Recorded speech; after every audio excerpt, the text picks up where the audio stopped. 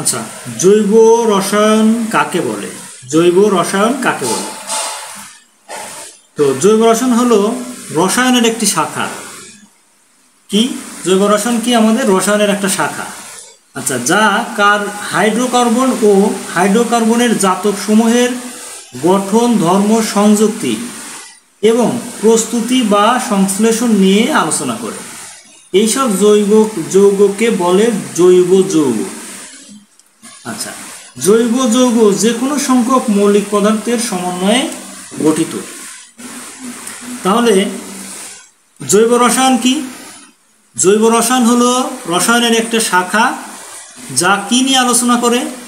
যা আলোচনা করে হাইড্রোকার্বন ও হাইড্রোকার্বনের জাতক সমূহের গঠন, ধর্ম, সংযুক্তি, প্রস্তুতি বা সংশ্লেষণ নিয়ে আলোচনা করে।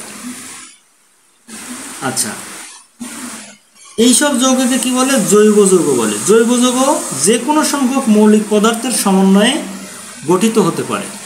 তাহলে আমরা কিন্তু এখানে কয়টা প্রশ্ন হতে পারে যে জৈব রসায়ন কি? আমরা কি বলবো? জৈব রসায়ন হলো রসায়নের একটি শাখা। আচ্ছা, জৈব রসায়ন কি নিয়ে আলোচনা করে? হাইড্রোকার্বনের গঠন, ধর্ম, সংযুক্তি ইত্যাদি নিয়ে আলোচনা করে। আচ্ছা, এরপরে কি বলতে পারি? যে জৈব যৌগ যে কোনো সংখ্যক মৌলিক পদার্থের সমন্বয় করে। তাহলে আমরা বলতে পারি জৈব যৌগ কি দিয়ে গঠিত হয়? আমরা কি বলবো?